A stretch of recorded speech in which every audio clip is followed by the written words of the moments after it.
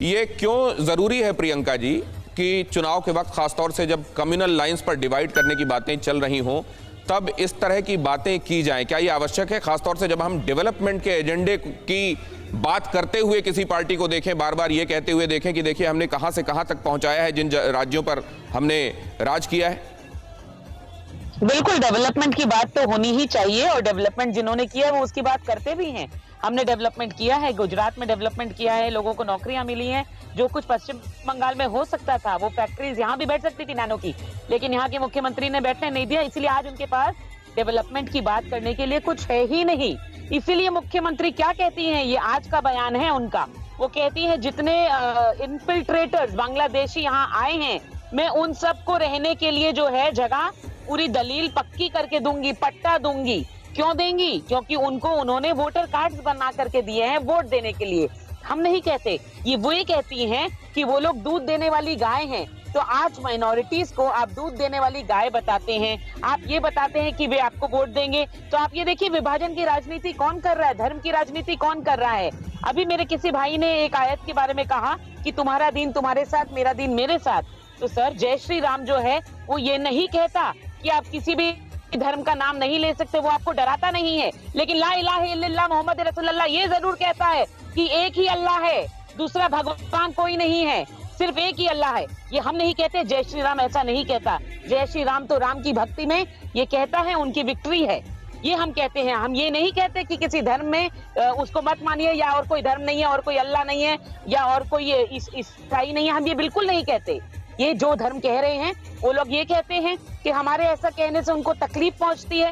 क्यों तकलीफ पहुंचती है? जब आपके यहाँ अजान होती है, हम तो नहीं कहते हमें तकलीफ पहुंच रही है, तो ये नाम सुनकर के आपको तकलीफ क्यों पहुंचती है? चलिए, ये इलियास शराफुद्दीन आपकी बात पर कुछ कहना चाहते हैं। मैं सिर्फ इतना कहूंगा कि ला इलाहा इल्लल्लाह का जिक्र सिर्फ कुरान में नहीं है। अगर वेदा पढ़ ली मेरी बहन, और गीता पढ़ ली, उपनिषद पढ़ ली, तो पढ़ेगी एकम विदित्यम एकम ब्रह्म दित्य नास्ते नेह नास्ते किंचन, जिसके माने हैं सबका मालिक रब ईश्वर एक ही है, दूसरा नहीं है। यही है ला इलाहा इल्लल्लाह। तो एक बार अगर आप वेदा गीता उपनिषद पढ़ेंगे तो आप भी ला इलाहा इल्लल्लाह पढ़ लेंगे मेरी बहन। ठीक है, इसी पर खालिद अब्दुल्ला साहब कुछ कहना चाह रहे हैं। खालिद अब्दुल्ला, धर्म मेरे साथ, उन्होंने अभी कहा कि आपका अल्लाह, आ रहा हूं, ये कहा ला इलाहा इल्लल्लाह में ये कहा था कि आपके अल्लाह ही एक है और भगवान नहीं है। तो इनको समझने की जरूरत है कि अगर इंग्लिश में बोले, हिंदी में बोले तो वो भगवान है, और उर्दू में बोले तो अल्लाह है। तो भगवान, अल्लाह, गॉड, ईश्वर सब तो एक ही हुआ, कोई दूसरा नहीं। उनका कहने का उनका मतलब प्रियंका जी का क्या यही था जो आप जिस तरीके से तर्जुमानी कर रहे हैं इसकी, या उसका कुछ मतलब कुछ और था? प्रियंका जी बहुत संक्षेप में, क्योंकि आफ्ताब जी के पास जाना है फिर मुझको। बिल्कुल नहीं, इनका जो कहना है वो हर जगह ये कहते हैं कि अल्लाह छोड़ करके कोई और कुछ नहीं है, दूसरा स्वरूप। अल्लाह ही एक रूप है, अल्लाह ही एक स्वरूप है, ये कहता है इनकी आयत, ये कहती है। अब ये अगर दूसरा मीनिंग है एक्सप्लेन करें तो आई हैव नथिंग टू से। और अगर जो ये कह रहे हैं, ये पूरी कौम, अगर इनकी पूरी माइनॉरिटी इसी बात को माने तो हमें कोई परेशानी ही नहीं है। आप किसी भी रूप में भगवान को याद करिए ना, हम कहाँ मना करते हैं। तब फिर आपको अगर आप यही कहते हैं कि भगवान का कोई भी रूप हो सकता है, तो फिर आपको राम के नाम से तकलीफ क्यों है? आफ्ताब जी